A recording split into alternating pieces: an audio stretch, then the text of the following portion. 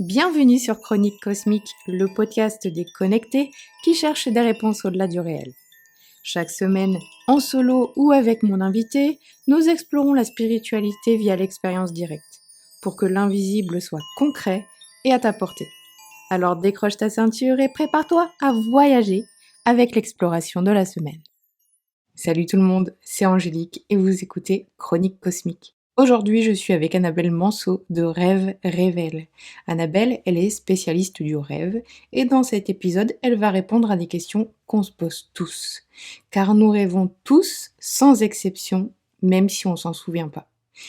Je me souviens d'avoir eu un carnet de rêves plein à craquer à l'adolescence, puis de m'être coupée de mes rêves. Ils sont revenus après ma première cérémonie d'ayahuasca et je me rends compte aussi que si je médite avant de dormir, j'ai beaucoup plus de chances de rêver. Oui, je me rends compte que c'est toujours la même histoire en fait, hein. Plus on enlève les couches de l'oignon et plus on se connecte à soi et plus on lève le voile entre les différents états de conscience. Annabelle, elle nous a raconté l'histoire de son double éveil et comment elle en est arrivée à aider les personnes à comprendre leurs rêves. Vous verrez que c'est parti d'une période d'autodestruction pour aller vers une renaissance au cœur de la spiritualité et je vous en dis pas plus. Ensuite, je lui ai posé des tas de questions, notamment celles que vous m'avez transmises sur Instagram. On va parler d'interprétation des rêves, de rêves prémonitoires, de comment les rêves nous aident et nous guident, comment intégrer cette pratique à notre quotidien, comment se souvenir de nos rêves. On va aussi parler de comment le rêve peut aider à être créatif. On va parler des rêves en boucle, des rêves lucides et même des rêves sans queue ni tête. On aurait pu encore parler pendant des heures tellement le sujet il est vaste. Avant de vous laisser avec Annabelle, je voulais vous rappeler que j'organise un cercle de parole le 18 juin de 20h à 22h. C'est un cercle mixte et en ligne où on pourra se rencontrer et où vous pourrez partager votre histoire, celle de votre réveil, vos questionnements sur la vie, etc. Parce qu'à la fin, on ouvrira le cercle pour discuter tous ensemble. Ensuite, je créerai un groupe où les participants pourront discuter et garder contact. D'ailleurs, on parle de la magie du cercle dans cet épisode de podcast avec Annabelle parce que Annabelle elle-même organise des cercles, mais c'est des cercles de rêves. On vient parler de ses rêves. Donc je vous mets toutes les infos dans le texte et sans plus attendre, j'accueille Annabelle. Salut Annabelle, Salut Angélique. comment ça va? Bah écoute, ça va bien. Et toi? Ça va super. Alors toi, tu es donc spécialiste du rêve. Je t'ai connue sur ton Instagram Rêve Révèle. Ouais. Et du coup, est-ce que tu peux nous en dire plus sur toi? Oui, alors bon, comme tu dis, je suis spécialiste des rêves, c'est-à-dire que j'accompagne des personnes pour mieux comprendre leurs rêves ou pour mieux se connecter à leurs rêves, ou aussi des personnes qui ont des rêves récurrents. Euh, et puis pour moi, bah, les rêves, ils ont depuis l'enfance en fait, c'est quelque chose qui est très présent. Mais après avec des hauts et des bas. Il y a eu des périodes où j'étais plus ou moins connectée à eux.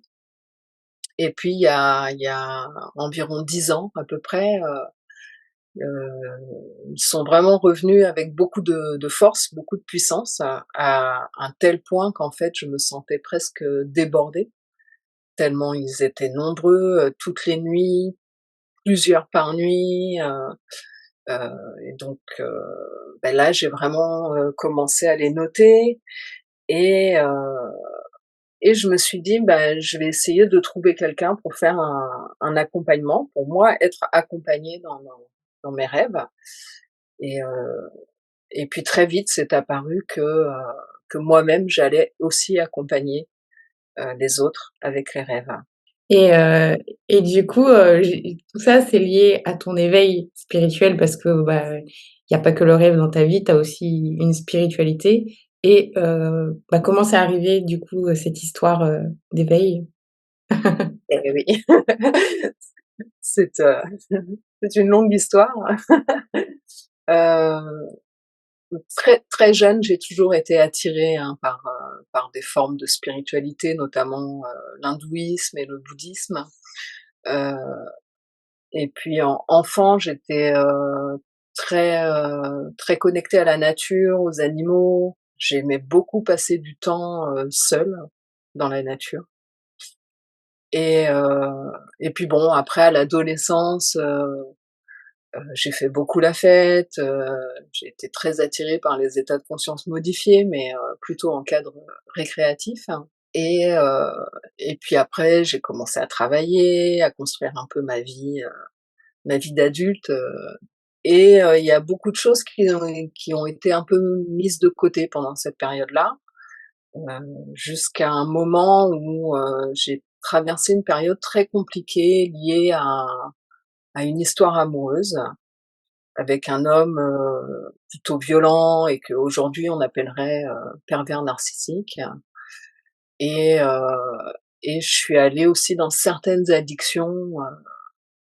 mais à ce moment-là vraiment de manière, très forte et quelque part j'ai un peu, je suis allée au bout de certaines choses quoi, au bout d'une forme un peu d'autodestruction, heu, au bout de cet amour, toxique, au bout de certaines addictions ça m'a amenée à complètement changer de vie, quitter l'endroit où je vivais, quitter cet homme, à ce moment-là, j'ai rencontré le yoga et la méditation et ça a commencé à faire vraiment un virage pour moi dans ma vie. C'est là que j'ai commencé à avoir certaines prises de conscience, en fait, heu et puis, quelque temps après, j'ai aussi rencontré le chamanisme et le travail avec les plantes sacrées et heu et voilà, là, ça a marqué vraiment un tournant, très, très important dans ma vie où j'ai vraiment, bon, j'avais déjà arrêté, tout toutes mes consommations, alcool, joint, j'étais rentrée quand même dans un mode de vie déjà assez, «sain» entre guillemets. Mmh.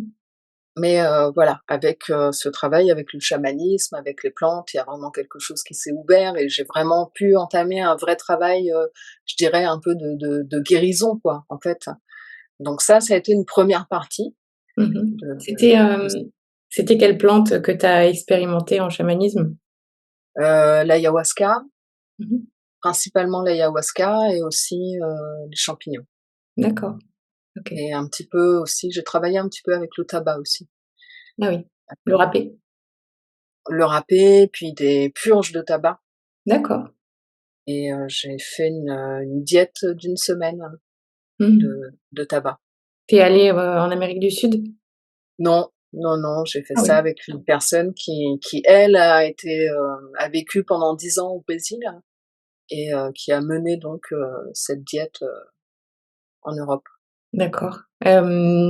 D'ailleurs, on me demande souvent, si j'ai pas un chaman, à recommander, toi tu pourrais le recommander si on vient te voir, te demander?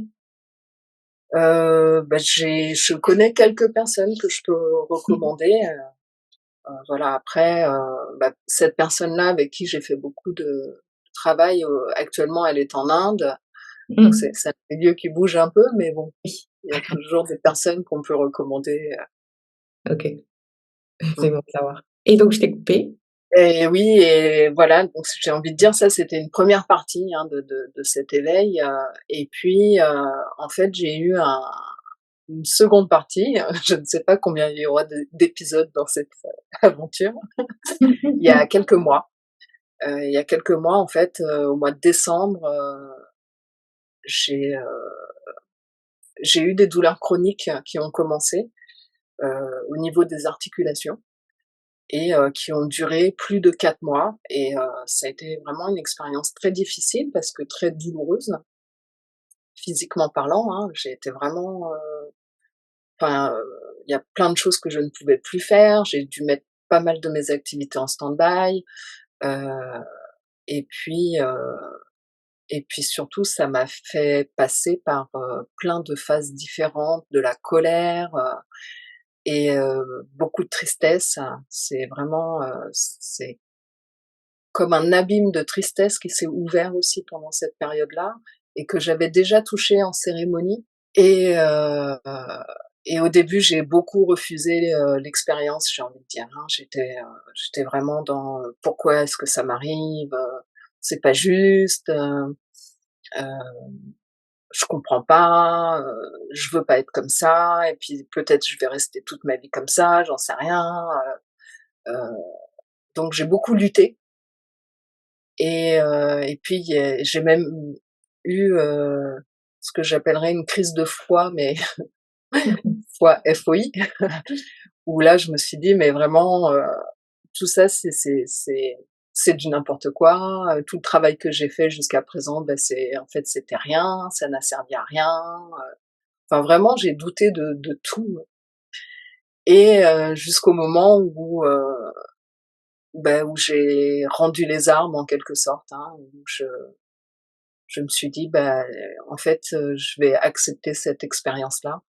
Surtout que pendant ces quelques mois, j'ai pas pu faire de cérémonie, j'ai pas pu utiliser, je dirais, les outils que j'utilise habituellement quand il y a quelque chose d'un peu compliqué à traverser. Pourquoi tu as pas pu? Bah, parce que j'avais trop mal. Ah oui, à ce point-là, tu pouvais, Ouais, ouais. rien faire, quoi. J'osais pas imaginer en fait d'être, dans un état de conscience modifié, hypersensible, avec les douleurs que j'avais et puis il y a eu des moments où j'ai été obligée de prendre des traitements, tu vois? Des antidouleurs, Ah oui, la bah oui. cortisone, des trucs comme ça. Voilà, moi j'avais jamais pris ça de ma vie, Mmh. hein, et bah, c'est contre-indiqué, Ouais, donc je sentais que c'était pas du tout, la bonne idée, non, OK. non, la seule invitation, c'était vraiment, de me mettre sur mon coussin de méditation et puis de respirer et de prier, en fait, quelque part, hein, pour donner un mot à quelque chose et donc voilà, c'est ce que j'ai fini par faire, c'est abdiquer en quelque sorte et dire: «OK et j'accepte l'expérience et merci aussi Ah, d'avoir de la gratitude pour cette expérience». Parce que c'est vrai qu'on parle beaucoup de la gratitude et j'ai envie de dire, il y a des moments où c'est facile d'être en gratitude quand tout va relativement bien, oui, mais dans ces moments-là où on est vraiment dans une sorte de tunnel et on ne sait pas où est le bout et puis il y a la douleur physique et puis la douleur physique, au bout d'un moment, quand ça dure longtemps, ça devient une douleur, mentale, ça devient une souffrance, en fait, hein et là, c'est beaucoup plus difficile d'être en gratitude, hein. Et heu et puis, beh, j'ai prié. J'ai vraiment prié pour m'aider à accepter et et quelque part pour, me laisser traverser par l'énergie divine et heu et en fait, ça a vraiment, marqué un autre tournant, quoi. À partir du moment où j'ai commencé à accepter, où j'ai arrêté de me battre, je sais pas, il s'est passé quelque chose. Il y a aussi eu, toute cette tristesse dont je t'ai parlé là, un petit peu avant. C'était vraiment, je crois, quelque chose à que je devais traverser et j'ai beaucoup pleuré aussi pendant cette période-là et c'est pas toujours facile d'accepter de pleurer, en fait et mais là, c'est comme s'il y avait quelque chose qui j'avais pas le choix. Il fallait que ça s'exprime, fallait que ça sorte. Et ça m'a permis de prendre conscience aussi de cette tristesse, bien sûr, elle était liée à des choses de mon enfance, des épisodes de ma vie, mais surtout elle était liée à une sorte de tristesse de l'âme, heu, qui parfois ne comprend pas le sens de notre incarnation, qui a parfois un découragement par rapport à ça. Et là aussi, il y avait tout un travail à faire pour, bah, déjà pour accepter cette tristesse et puis pour aller retrouver des espaces de joie et soutenir, cette âme en fait aussi, de mmh. vraiment un travail en collaboration Mmh. et et voilà et en fait, bah, les douleurs ont disparu, je ne sais pas encore maintenant, je suis très au jour le jour, hein, je ne sais pas de quoi demain est fait et bon, on verra. Mais pour le moment, voilà, j'ai retrouvé, mon corps, avec toutes ses possibilités et c'est merveilleux et là, je suis vraiment en full gratitude, aussi. Mmh. Et de tu dirais l'avoir que, qu'est-ce qui t'a guéri, c'est la prière? C'est d'avoir lâché? bon alors j'ai envie de dire, je sais pas si je suis guérie, tu vois? Mmh. Parce que bon, il y a quand même eu quelque chose de l'ordre physique, hein, dans la matière, hein. J'ai été voir des médecins, hein, j'ai pas seulement, Oui. OK. prié, hein, tu vois? Et là, le corps, il a quand même demandé qu'on aille voir ce qui se passe, hein, Mmh mh. donc voilà, il y a bon, alors après les médecins, je suis allée voir une rhumatologue qui m'a dit: «C'est une polyarthrite auto-immune», mais en même temps, tu sens qu'ils savent pas vraiment trop, avec tout ce qui est auto-immune, on sait pas trop, pourquoi ça arrive, pourquoi ça repart, du point de vue de la médecine occidentale, ça semble un peu compliqué. À Mmh. côté de ça, je suis allée voir aussi du côté des médecines alternatives, qui m'ont aussi beaucoup soutenue, pendant cette période-là. Et ce qui m'a guérie, beh, je ne sais pas exactement, mais en tout cas, j'ai pu constater qu'à partir du moment où j'ai lâché prise sur quelque chose, sur essayer de comprendre vraiment ce qui m'arrive, à être dans l'acceptation et puis dans l'amour et la gratitude de ce qui se passait avec cette expérience qui était proposée, et beh, ça a marqué un tournant, quoi. Mmh. Après, je prends des pincettes parce que bon, voilà, comme je te disais, Oui. je ne sais pas de quoi demain est fait, je ne sais pas si je peux m'estimer guérie. Tout ça, ça m'oblige à prendre vraiment soin de moi, Mmh. bien dormir, quand je sens des états un peu de stress, d'inquiétude, de vraiment me poser, de respirer, de prendre vraiment du temps de silence, de méditation pour, voilà, pour prendre soin, quoi. Mmh. OK. Et le rêve, revenons à lui. Ouais, revenons au rêve.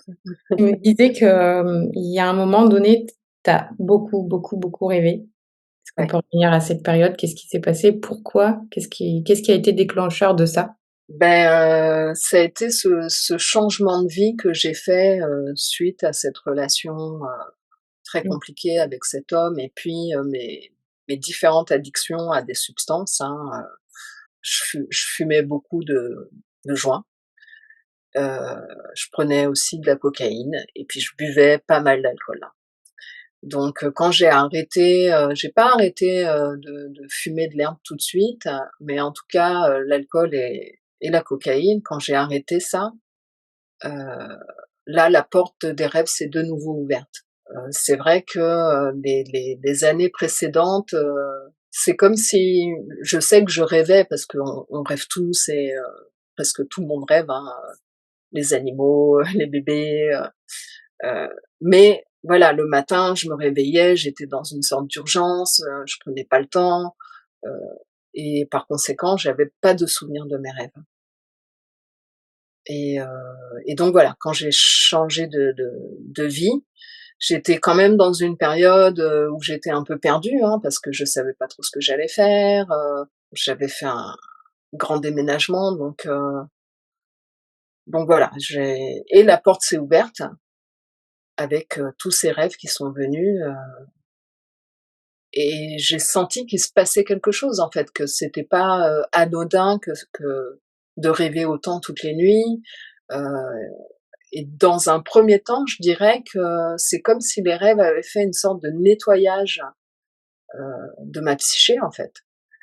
Il y avait beaucoup de rêves, qui n'avaient pas, tant de messages au sens où on pourrait l'entendre, mais qui venaient, nettoyer quoi. Nettoyer, tout ce que j'avais vécu, des schémas, des, des émotions, beaucoup d'émotions, heu et voilà, ça a nettoyé pendant, un certain temps avant que je puisse vraiment commencer à me dire: «OK, là, il y a peut-être, des messages, plus, importants en quelque sorte». OK, oui. Donc un grand, grand nettoyage de plein, plein de Ouais, rêves et après donc c'est là que tu t'es fait aider et que tu as ouais, commencé à comprendre, ce qui se passait dans les rêves. On a plein de questions là qui vont arriver ouais. et bah, d'ailleurs, c'est la première fois que je demande des questions aux auditeurs. Donc on a une Oui, liste de questions, que je vais te poser. D'abord, comment le rêve peut venir nous guider dans la vie?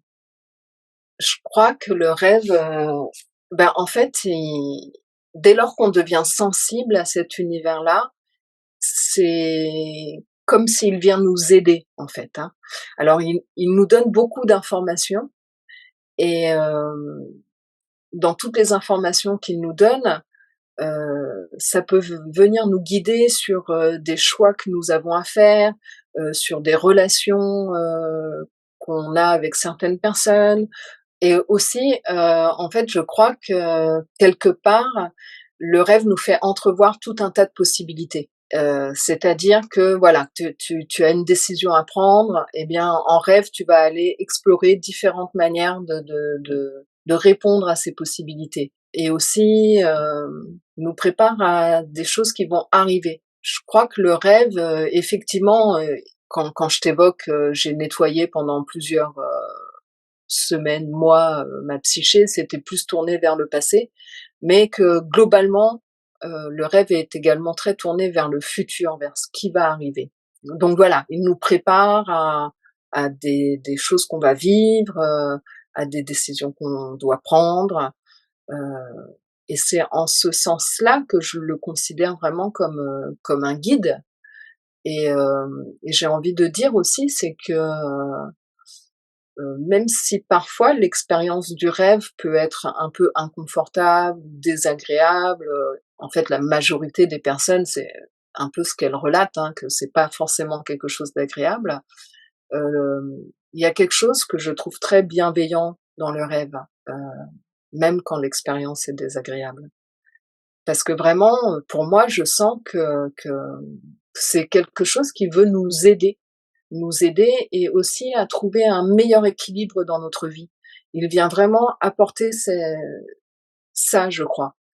Par exemple, quand on a eu, une journée un peu compliquée et ben, c'est très souvent dans le rêve qu'on va faire, dans la nuit, il va y avoir des choses très agréables et ça va venir comme, créer une sorte d'équilibre pour quand on va se réveiller. Et puis dans nos relations aussi, quand parfois on a des relations compliquées avec une personne, on va vivre des choses en rêve peut-être avec cette personne ou quelqu'un d'autre, mais qui vont nous faire percevoir, la situation d'un autre point de vue et ça va élargir un peu notre compréhension. Du coup, après, on va réagir autrement, ça voilà. Je sais pas si je suis très claire, mais il y a vraiment ce rôle d'équilibrage aussi dans cette guidance du rêve. Ça m'amène à une question d'Axel, ce que tu disais, je reviens, sur le futur, tu vois? Qu'il est connecté au futur. Donc, on pourrait dire qu'il est, connecté aux annales akashiques? Alors bon, c'est toujours, je trouve délicat de répondre à ces questions-là, mais je pense qu'il y a certains rêves, hein, pas tous et je pense que peut-être même c'est assez rare. Heu, j'ai envie de dire que c'est comme s'il y a différents plans, hein, les différents plans de réalité et que certains rêves effectivement, nous connectent à d'autres plans de la réalité. Est-ce que ce sont les annales akashiques, autre chose? C'est toujours délicat de répondre à cette question-là, mais où là, effectivement, on peut connecter à quelque chose, une potentialité d'une possibilité. Mmh mh. Bah, alors certains pourraient parler aussi de rêve prémonitoire, mais c'est pareil, c'est toujours un peu délicat parce que finalement le rêve prémonitoire, tu le sais que quand quand la chose que tu as rêvée se réalise. Tu le sais rarement sur le moment, quand tu fais le rêve, tu peux difficilement te dire: «Ah ça, c'est un rêve prémonitoire». Ils sont Oui, spéciaux ces rêves-là, hein, tu te ouais, bon, ils sont bizarrement plus clairs et plus forts et moi, à chaque fois que j'en ai fait, c'était, 15 jours pile poil, d'accord, après que OK, ça se réalisait. ouais. J'en ai pas fait énormément, j'en ai peut-être fait 3 dans ma vie. Je pense que c'est assez rare et effectivement, quand tu fais un rêve qui est très spécial et très important pour toi, je trouve qu'il a vraiment une tonalité, une couleur, je dirais même, différente des autres rêves. Et le matin, au réveil, tu as vraiment cette intuition que: «Ouais, OK, cette nuit, j'ai fait un rêve, peut-être là tout de suite je comprends pas vraiment qu'est-ce que ça voulait dire et cetera, mais je sens que c'est un rêve qui est important. Donc soit voilà, parce que soit, il peut être d'ordre prémonitoire ou soit vraiment c'est ce qu'on pourrait appeler un rêve guide qui va te mettre en contact avec quelque chose ou te montrer, quelque chose qui va être très important pour toi dans un moment de ta vie. Alors peut-être 15 jours, peut-être un mois, peut-être 2 ans, hein. Je crois que parfois le champ temporel, il peut être très, très vaste. Mais en tout cas, tu te réveilles avec vraiment cette sensation de, c'était un rêve important Oui. et souvent ceux-là, on s'en rappelle bien d'ailleurs. Ouais. Ouais, c'était toujours pour prévenir de quelque chose, d'une épreuve Oui, qui arrivait. oui, oui. Oui et c'est en ce sens-là que je dis que les rêves nous préparent, hein. Mmh. Souvent quand on va traverser quelque chose de compliqué, beh, finalement le rêve nous a préparés à vivre cette épreuve. Ouais. Ouais, Ah, j'ai plein de frissons.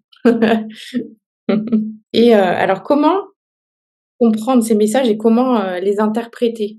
Est-ce que tu ouais. as des références, des livres, des dictionnaires des rêves ou Oui, alors les dictionnaires des rêves,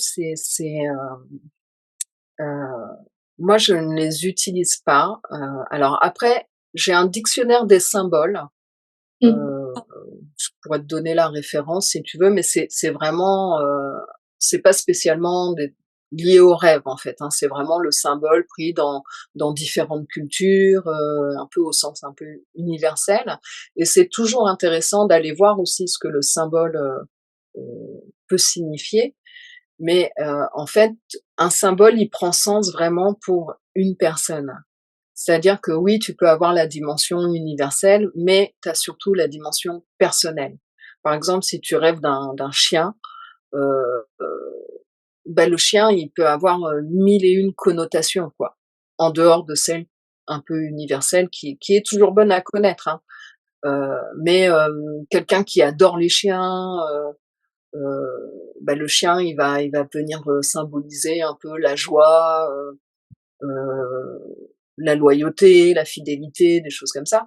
Et puis quelqu'un qui s'est fait mordre par un chien quand il avait 4 ans, bah, le chien va pas du tout représenter la même chose. D'abord, il a peur des chiens, donc peut être, heu, ça peut représenter quelque chose de menaçant, de dangereux.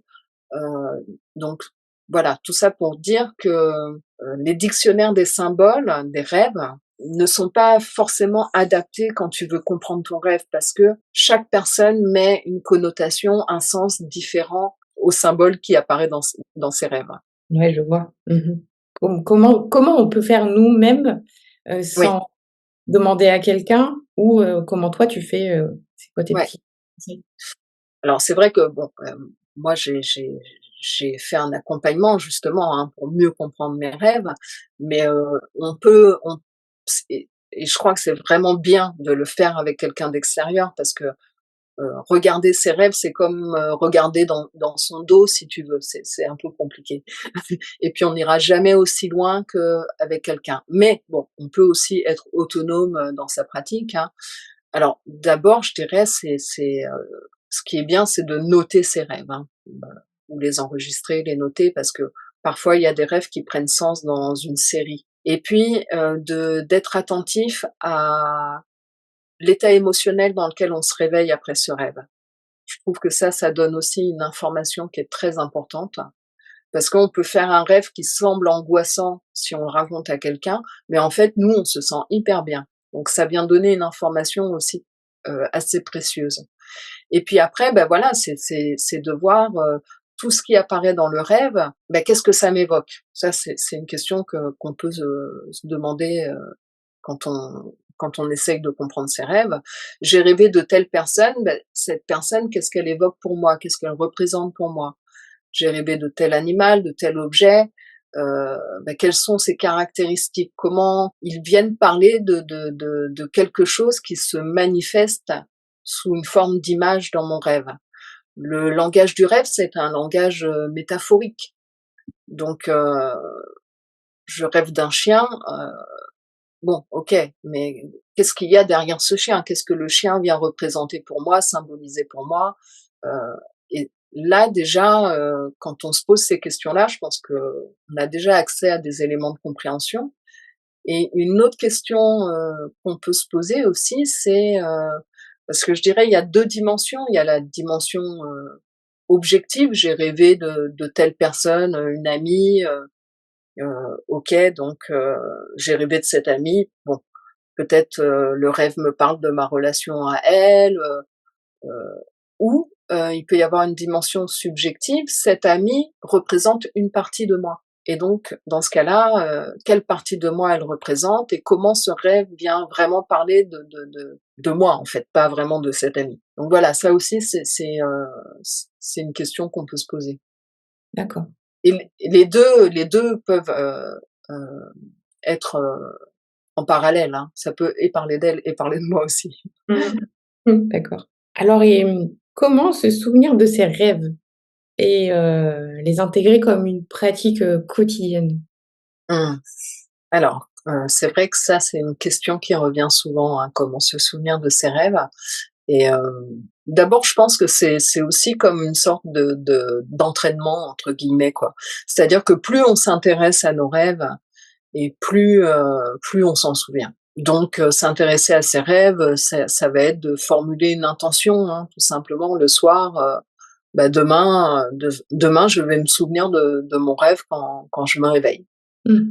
Heu Et puis c'est aussi, j'ai constaté quand on partage nos rêves, quand on raconte, bon, bah, voilà, cette nuit j'ai rêvé d'un ami, je l'appelle, je lui en parle, enfin tout ça, ça vient, comme un peu, stimuler, l'inconscient en quelque sorte qui se dit, «Ah ben, en fait elle s'intéresse à moi donc ben, moi j'y vais». Donc voilà, il y a formuler une intention, en parler de ses rêves, partager avec ses proches, il y a aussi, je dirais enfin moi j'ai constaté que quand je me couche trop tard, par exemple, c'est plus difficile pour moi de me rappeler de mes rêves au réveil. Oui. Donc j'ai mon heure. Après j'imagine pour chaque personne c'est différent, hein. Mais moi je sais que voilà, j'ai une heure, qui est bien à ne pas dépasser si je veux favoriser, la mémoire. Et puis, je dirais qu'aussi, le matin, c'est très important, de prendre le temps. Parce qu'en fait, quand le réveil il sonne, si tout de suite tu te projettes dans la journée, tu te dis: «Ah, faut que je fasse ça, faut que je fasse ça», bon, bah, là, le rêve, il est très volatile, alors, il disparaît quasiment instantanément. Donc bah, se réveiller un petit peu avant l'heure à laquelle on doit se lever, en fait, quitte à mettre le réveil 10 minutes avant, pas mettre un réveil Mmh mh. trop dur et puis, voilà, prendre quelques minutes, sans trop bouger, les yeux fermés, se poser la question, «De quoi j'ai rêvé cette nuit?» Essayer d'aller récupérer une image et puis finalement après c'est comme un fil. Une fois qu'on commence à capter des images, on arrive à dérouler un peu le film, hein, de la nuit Mmh mh. et puis, moi je les enregistre parce que, j'ai constaté que de les noter, si je me réveille en pleine nuit, prendre le carnet, le stylo, la lumière, bon j'y arrive pas, c'est trop compliqué, j'écris trop, donc heu, donc j'enregistre. Je prends mon téléphone, je mets le dictaphone et puis j'enregistre et puis ça me facilite, plus la vie. Mmh mh. Et après, je les note sur mon carnet de rêves, mais voilà, je trouve que quand on n'est pas bien réveillé, c'est plus pratique d'enregistrer. Et puis voilà, après, le soir, on peut aussi, ritualiser le moment avant de s'endormir je parlais de l'intention, mais en fait, on peut avoir toutes sortes d'intentions. Quand par exemple, on est face à une situation avec une décision à prendre, qu'on ne sait pas trop, eh bien, on peut demander au rêve de de venir nous guider dans la nuit pour nous apporter une réponse ou un élément de réponse, voilà, on peut vraiment, développer toutes sortes d'intentions, mais de prendre ce petit moment-là avant de se coucher, Bah, je trouve qu'en général, ça fonctionne assez bien. Ça ne fonctionne pas tout le temps. Le rêve parfois ne répond pas à la demande qui a été faite, parce que peut-être pour lui, c'était pas ça la priorité, il y avait autre chose de plus important ou on sait pas trop, hein. Mais même quand ça fonctionne pas, je trouve ça bien aussi de répéter le processus. S'entraîner, c'est comme Ouais, tout. ouais, c'est ça. C'est ça. Il y a des périodes où on va rêver, enfin, ou du moins on se rappelle plus de nos rêves que d'autres et c'est aussi normal, quoi. Ouais. Et comment l'intégrer à sa vie, quotidienne? Bah, je crois que déjà, si, le soir on prend un petit moment pour, se connecter à cette dimension onirique ou et que le matin on prend aussi le temps de récupérer, les images, les informations qu'on a reçues, hem bon et de les noter dans un carnet de rêves, c'est déjà, une belle façon d'intégrer, ce travail et puis après, j'ai envie de dire, c'est que de rester attentif la journée, parce que finalement, c'est pas rare, je pense que toi aussi ça t'arrive, tu voilà, tu es dans ta journée, tu vaques à tes occupations et puis tout d'un coup, soit il y a une image qui remonte ou tu vois quelque chose et tu te dis: «Ah mais ça, je l'ai vu dans mon rêve cette nuit». Ou il Mmh. y a plein de petites choses comme ça, de petits, va-et-vient finalement entre, la réalité, éveillée et la réalité, onirique et ouais et là, on se rend compte que finalement, ces 2 réalités, communiquent pas mal et c'est D'accord. toujours, intéressant d'observer ça et puis de voir et comme ça aussi, il y a d'autres souvenirs de rêves qui peuvent remonter ou ça peut, nous rappeler un autre rêve qu'on avait fait, quelque temps avant, enfin, voilà, tout être attentif, je dirais. C'est en fait, finalement, avec, les rêves, il y a quelque chose de l'ordre de la présence qui demande à être activé, j'ai envie de dire. D'accord et rien à voir, mais concernant les rêves en boucle, Oui. Mmh. explication pour ça? Alors les rêves en boucle, c'est ce qu'on peut aussi appeler les rêves récurrents, c'est si on parle bien de la même chose, c'est ces rêves que Oui. tu fais toujours un peu les mêmes, parfois ils changent un peu, mais c'est toujours un peu la même trame ou la même problématique qui revient, c'est ça que tu appelles les rêves Après en boucle? non, pas forcément, tu sais, quand tu es dans un rêve et puis que il se répète toute la nuit, Ah genre pendant oui, des heures, des heures, des heures et ça fait une boucle et puis il y a un rêve dans le rêve, ouais, ouais, c'est super ouais. bizarre. Ouais, ouais, alors ça, c'est vrai que c'est super bizarre. Bon, moi, j'adore ça parce que je trouve qu'en fait, heu, là, on est dans une grosse exploration. Donc elle va durer toute la nuit et à chaque fois qu'on retourne dedans, il y a quand même des petites choses qui ont changé, un autre aspect, une autre information qui est donnée et voilà, c'est comme une exploration, profonde dans une problématique, un univers, heu et là où c'est moins agréable, c'est quand c'est une sorte de cauchemar. Mmh. Parce que ça arrive aussi, hein, ça arrive qu'on fasse, quelque chose de l'ordre du cauchemar et puis qu'à chaque fois on se réveille, on retourne dedans, jusqu'à temps de trouver une solution, en fait. Enfin, c'est je dirais, c'est mon expérience. Ça m'est déjà arrivé d'avoir, un cauchemar en boucle et à chaque fois je me réveillais, je retournais dedans, jusqu'au moment où, en fait, j'ai eu une sorte de moment de conscience dans ce cauchemar et de me dire: «OK, là, il faut que je trouve une solution pour sortir de cette situation mise en place dans le cauchemar et voilà, il y a que comme ça que j'ai réussi à sortir de ce cauchemar. Mais il y a 2 semaines, par exemple, j'ai fait un rêve comme ça en boucle où là, c'était un rêve assez incroyable, un de ces rêves différents, comme on évoquait tout à l'heure, où là, pendant toute la nuit, j'ai exploré, ce truc de, la réalité est une illusion. Et au début, j'avais très peur parce que je me disais: «Mais ça n'a pas de sens en fait, comment on fait pour vivre si tout est illusion?» heu et puis je retournais dedans et puis j'explorais les différents aspects de ça et puis à un moment, finalement, je trouve de la joie là-dedans et je me dis, enfin, je reçois un peu, c'est un peu comme si je reçois l'information, mais tout est jeu, alors amuse-toi, en fait, Mmh. amuse-toi. Et, heu, et quand je me suis réveillée, je me suis dit: «Mais oui, en fait, c'est ça, quoi, en fait, tout est illusion et peu importe». Heu, mais le message, c'est: «Amuse-toi, joue dans cette réalité-là». Excellent.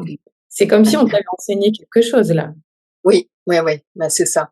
Mais en fait, dans quand tu m'as posé la question: «En quoi les rêves sont-ils des guides?»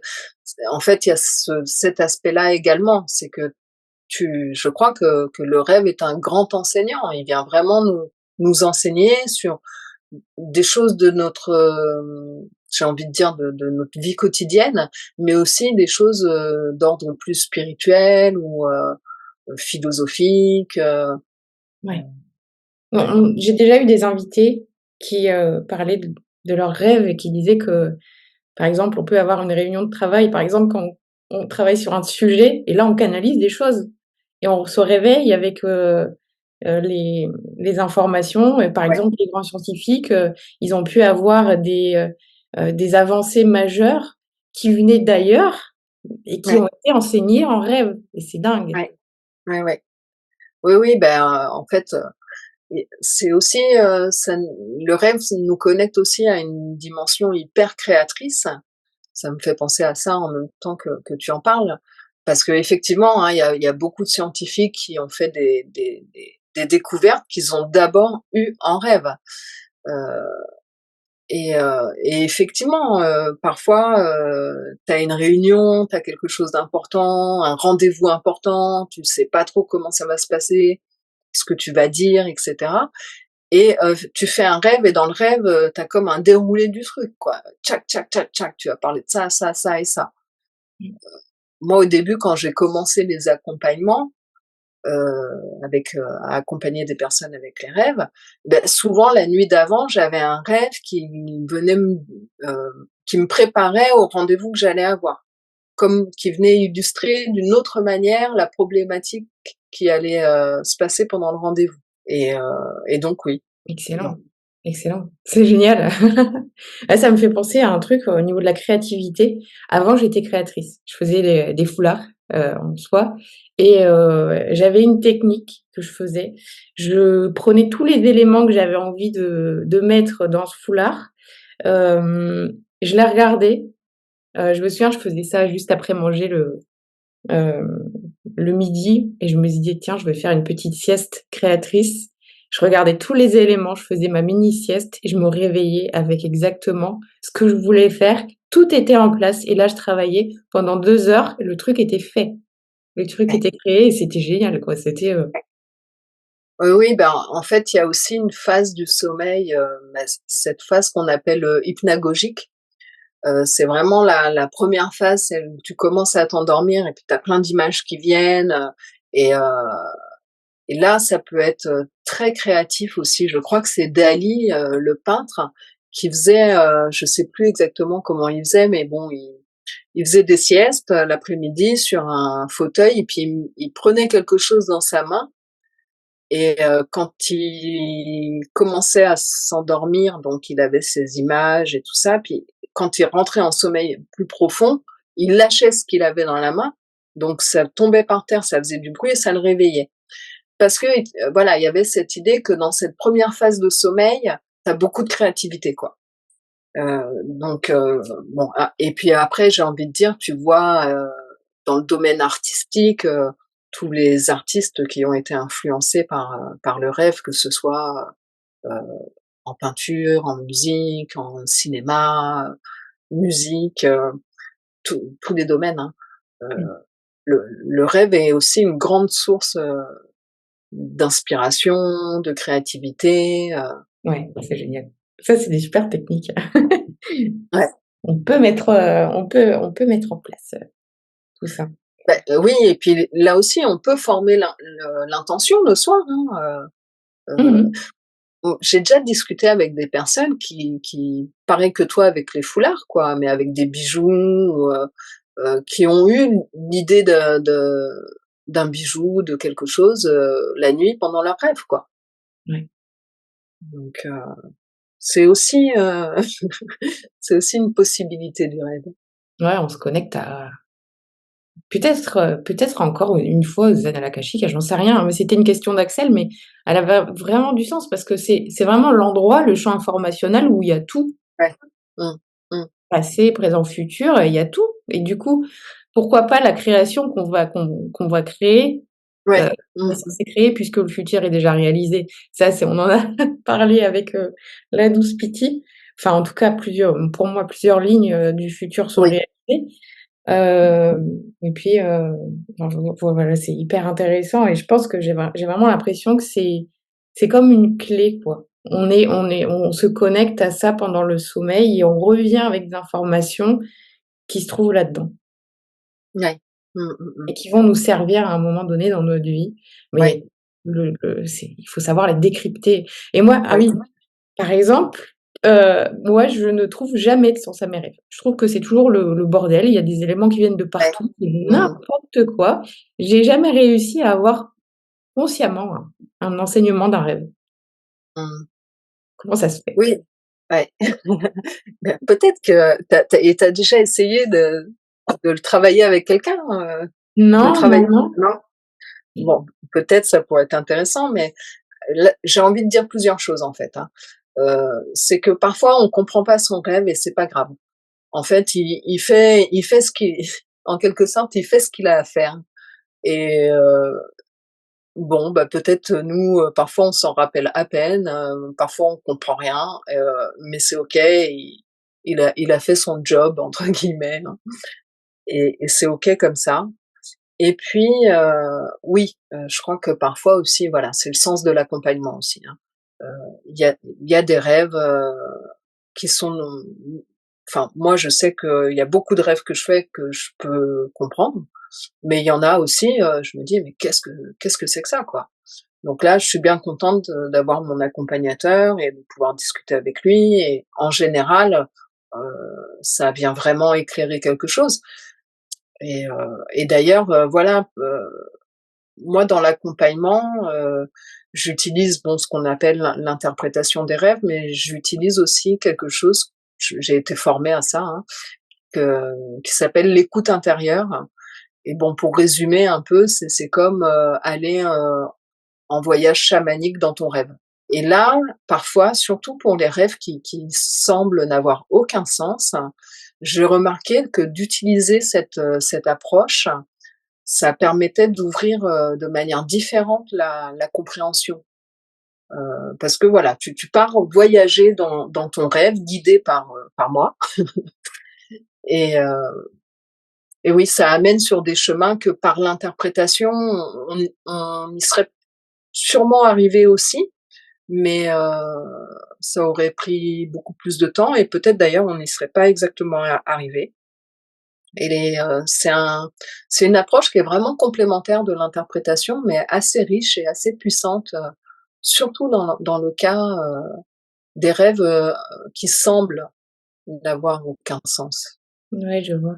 Et tu fais des cercles de parole, des cercles de rêve aussi? Oui, oui, oui, j'anime des cercles de rêve, je trouve ça, je trouve que c'est vraiment, une pratique riche, heu et assez puissante en fait, hein, de se réunir pour, partager, échanger sur nos rêves et je trouve que ça remet aussi, une dimension collective à quelque chose qui est à de base, en tout cas dans notre société, très individuel, hein, très intime. Le fait de le partager comme ça en collectif, ça vient vraiment, voilà, redonner un aspect, plus collectif et puis aussi, je pense que tu as la même expérience aussi quand tu fais tes cercles, hein. C'est à la fois, ce que je dis, hein, c'est à la fois la médecine du rêve, mais aussi la médecine du cercle. Heu, le fait, voilà, de surtout que le rêve est très intime, de partager des choses qui sont intimes, ça vient vraiment créer un lien, profond et puissant, entre les personnes. Et puis on se rend compte que même si le langage, du rêve de chacun est unique, il y a aussi des expériences qui sont communes. Et voilà, c'est toujours enrichissant en fait de partager, ce type d'expérience où chacun vient s'apporter quelque chose, quoi. C'est vrai. Donc Il y a moi une vraie j'aime magie, dans le cercle où, il y a comme des synchronicités entre les oui, personnes, hein. C'est fou. Mmh. oui, ouais. Ben j'ai même pu constater en fait que finalement quand on fait des cercles de rêve, on sait jamais, hein, qui vient avec quoi, hein, tu peux pas vraiment prévoir à l'avance, ce qui va se passer. Mais j'ai souvent constaté que finalement à la fin, il y a une problématique commune qui a émergé, sans que ce soit décidé, quoi. Tous les quelques rêves qui ont été partagés se répondaient et voilà, quelque chose de commun, et a émergé pendant ce cercle, quoi. Et à Ouais, chaque fois, je suis fascinée par ça parce que je me dis: «C'est fou». c'est la magie des cercles, c'est vrai, c'est ce que tu disais. Ouais. Hem, je vais revenir aux questions des auditeurs. Oui. Il y a Flo qui dit: «Pourquoi certains rêves nous laissent un ressenti de joie ou d'amour intense quand on y pense dans la journée?» Des rêves qui nous suivent toute la journée avec ce ressenti de joie ou d'amour éprouvé dans le rêve et l'inverse peut aussi être vrai avec des rêves angoissants. Bah, je pense que ça rejoint, cet aspect, d'équilibre dont je parlais tout à l'heure, hein. Et puis, bah, voilà, en fait, à travers certains rêves, il y a une expérience qui est faite et qui est finalement, parfois plus réelle que ta réalité ordinaire. Donc quand tu te réveilles, bah, ça laisse un ressenti pour ta journée et puis peut-être même ça va te donner, l'énergie dont tu avais besoin pour ta journée. Heu, J'aime parfois le comprendre comme ça quand ce sont des ressentis positifs. Heu, il y a cet aspect-là. Pour les rêves, comme les cauchemars, souvent ils restent avec nous parce qu'il y a quelque chose de très violent ou de très traumatisant qui s'est passé pendant ce cauchemar-là et que ça laisse aussi une empreinte, qu'il est parfois difficile de quitter pendant la journée. Il y a des cauchemars qui sont vraiment, traumatiques, hein, et qui demandent à faire un vrai travail thérapeutique avec quelqu'un, hein, heu, parce qu'il y a des personnes qui développent, une peur de s'endormir, comme une pathologie, hein, du cauchemar, quoi, en fait. Donc bon, c'est à voir, hein, en fonction de chaque personne, mais quand on est dans ce cas-là, qu'on n'ose plus dormir, que toute la journée on pense à ce cauchemar qui est venu et puis qui revient souvent, je crois qu'il faut s'en occuper. Et ça me fait rebondir sur l'idée aussi que de toute façon, quand un cauchemar arrive, c'est désagréable, mais c'est quelque chose qui veut être, rendu conscient. C'est quelque c'est quelque chose qui veut être, dit et entendu. Et en fait, tant qu'on on ne l'entend pas, tant qu'on ne le voit pas, il va revenir. Tant qu'on ne fait pas un travail avec lui, il va revenir. Et finalement, c'est souvent, quelque chose qui est assez précieux pour nous, ce qu'un cauchemar a à dire, même si ça reste une expérience très, inconfortable. Ouais, je vois. Hem, alors Omérine a plein de questions. Plein, plein, plein. Est-il important de comprendre consciemment les messages et symboles des rêves? On a un peu répondu à la question. Oui, oui, on y a un peu répondu, j oui, je t'ai dit, bah, non, parfois non, Quelle différence entre le rêve et la transe? je sais pas. Non, Alors mais on peut non, en fait, on peut y répondre un peu, en fait, parce que, le rêve est un état de conscience modifié. Donc c'est un état de conscience modifié, assez facile d'accès vu qu'on rêve toutes les nuits. Après, la différence, c'est qu'il nous manque souvent la conscience pendant l'expérience. Donc voilà, c'est en ça où, heu, oui, je crois que c'est différent de la transe pour cette raison-là. Je sais pas ce que tu en penses, mmh mh. Mmh. heu, Oui, c'est on y est pas allé consciemment, quoi. À moins ouais, de provoquer peut-être un rêve lucide. voilà, c'est ça. Ouais, exactement. Sauf dans le cas du rêve lucide, effectivement. ouais et bah, moi, j'ai une technique pour entrer dans les rêves lucides et Mmh. toi, qu'est-ce que tu en penses des rêves lucides? Tu as déjà fait, tu fais souvent? Ça t'arrive? Alors, ça m'arrive d'en faire, après c'est pas quelque chose que, pour le moment, je je développe pour moi. Mmh. Donc quand ça m'arrive, c'est un hasard, en quelque sorte. Mais, c'est en fait, ça rejoint ce que je disais tout à l'heure, cet état de présence qui est amené à être développé à travers le rêve. En fait, ça m'arrive dans certains rêves de me dire: «Ah ben là, je suis en train de rêver», d'avoir conscience que je rêve. Donc là, je pense que c'est le début du rêve lucide, hein. Et finalement, c'est un peu des techniques qu'ont développé les Tibétains, de développer cette conscience pendant le rêve. Et si on va un peu plus loin avec ça, moi je crois que ça nous prépare à développer de la conscience pour quand on va mourir. Heu, c'est une sorte d'entraînement, heu, à ça. Ah oui, Mmh. Je vois les choses un peu comme ça. d'accord. Pourquoi? Pourquoi? Ouais. C'est une bonne question. Ben, parce qu'en fait, je crois que quand on va mourir, on va traverser plusieurs mondes, hein. Mmh mh. Et le fait d'avoir, pendant notre vie, vivante, d'avoir, développé, un état de présence, ça va nous permettre de franchir ces mondes avec plus de facilité, en quelque sorte, de moins nous perdre. Très Voilà, intéressant. c'est ce que je pense, après, ouais, ça n'engage que moi. Oui, j'avais jamais, absolument jamais pensé à ça. Mais c'est vrai que quand on est dans un rêve lucide, tout paraît tellement plus réel dans les rêves. C'est fou, hein, parce qu'on est dans Ouais. un monde où, tu sais, c'est le même monde de la transcendance, quoi. C'est le même monde où, comment dire? Ma prof de méditation disait, «Tiens, ça, c'est la transcendance, on voit les choses plus grandes, plus belles, plus brillantes, et c'est les choses telles qu'elles sont». C'est ce qu'on voit Mmh, exactement aussi en cérémonie de champignons ou en cérémonie de d'ayahuasca. Les choses sont plus brillantes, plus grandes, plus colorées et donc c'est cet état de transcendance hem et quand on est en rêve lucide, on voit des choses comme ça, mais après c'est des choses complètement farfelues aussi. Moi, en tout cas, dans mes rêves lucides, c'est tout est farfelu. Moi, je vois des chimères, des des trucs bizarres.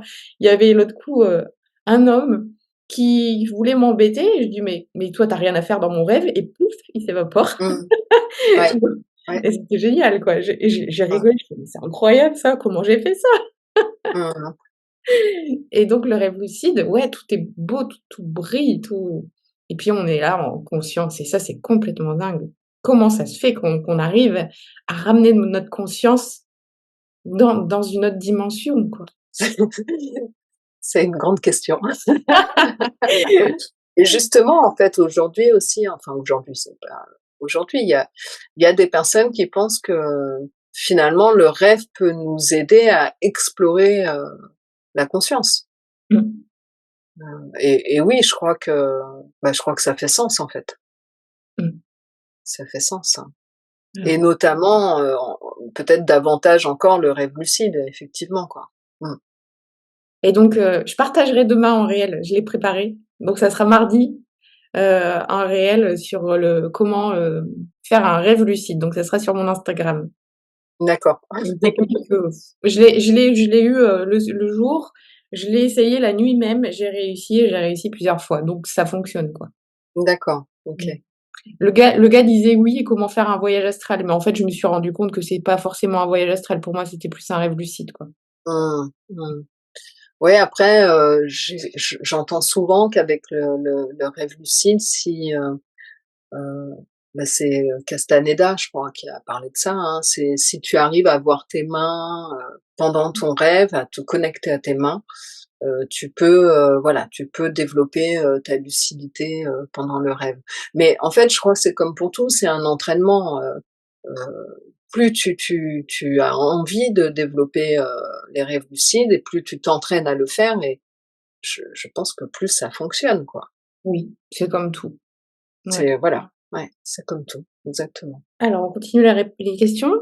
Le rêve est-il une forme de réalité propre? Oui, je ne sais pas exactement, hein, bon, c'est un peu, on en a un peu parlé, en depuis le début de notre discussion.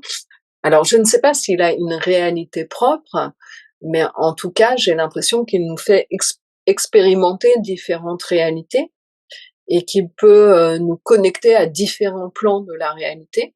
Ouais, différents plans de conscience et différents champs de possibilités et après, bon, parfois je trouve ça amusant de pendant notre vie, ordinaire de se dire: «Mais est-ce que là je rêve?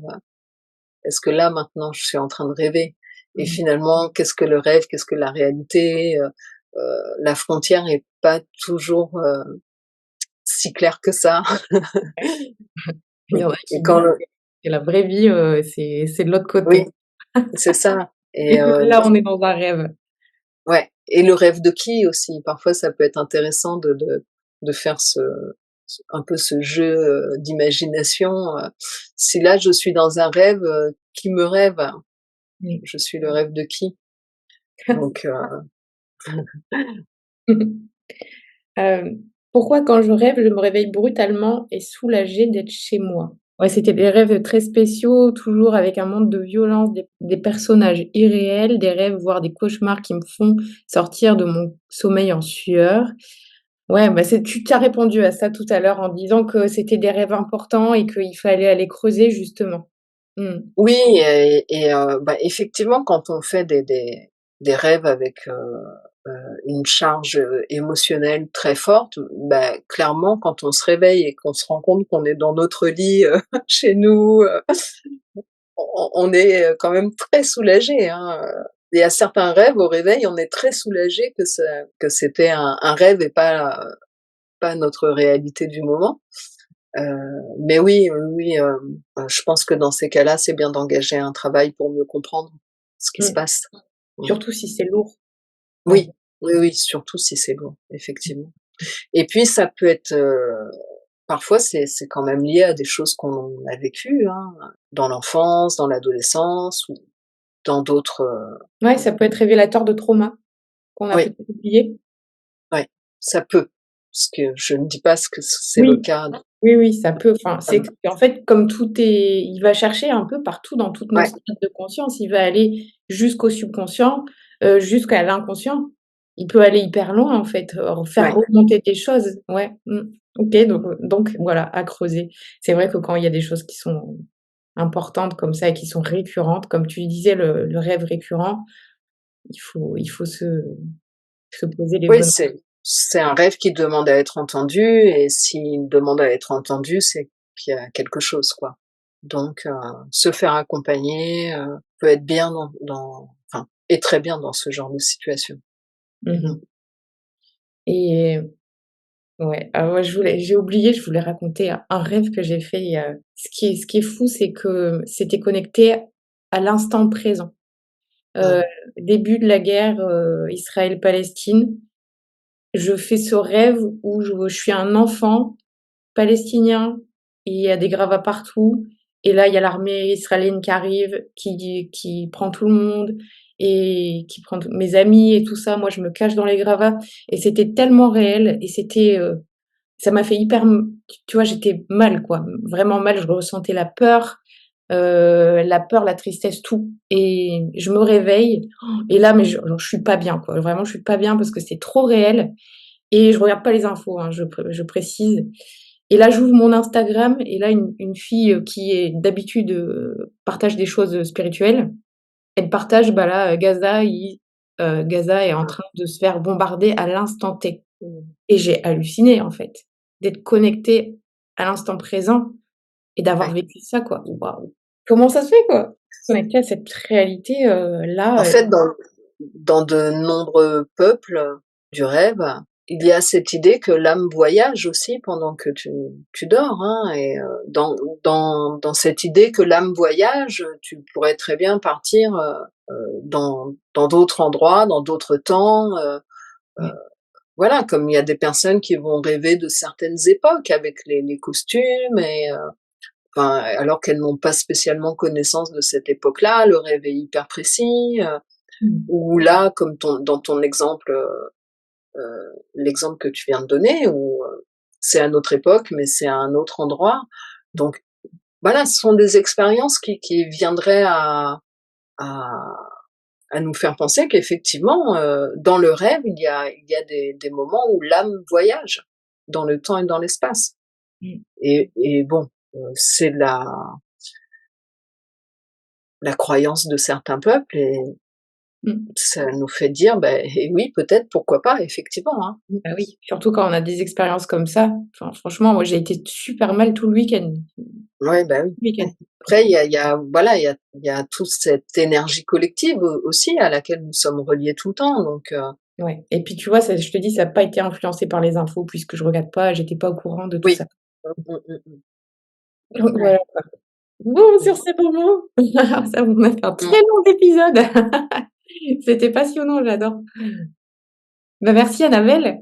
Bah, merci à toi, On te retrouve merci, merci. on te retrouve sur Instagram. Oui, Elle. sur Instagram, et puis, bah, voilà, bah, merci beaucoup, hein, je suis vraiment, ravie de pouvoir parler des rêves, de faire connaître un peu cet univers, aux personnes, parce que je crois que vraiment je suis profondément, convaincue que Mmh. le rêve, il peut nous aider dans notre vie, quoi, pour notre vie, et qu'il ouvre une porte sur l'imaginaire aussi, enfin, et que dans notre société, on a vraiment besoin de cet apport d'enseignement et de créativité, heu, donc voilà, Merci. merci beaucoup. Merci à tous et merci encore à toi et à très vite pour un nouvel épisode de Chroniques Cosmiques. Avant de partir, n'oublie pas de t'abonner au podcast. Si tu as quelques minutes, je serais vraiment reconnaissante si tu me laissais 5 étoiles et un commentaire à propos de l'épisode. C'est toujours un plaisir pour moi de voir que le podcast est utile. Pour me suivre chaque jour, retrouve-moi sur mon compte Instagram, Chroniques Cosmiques. Je te dis à très vite.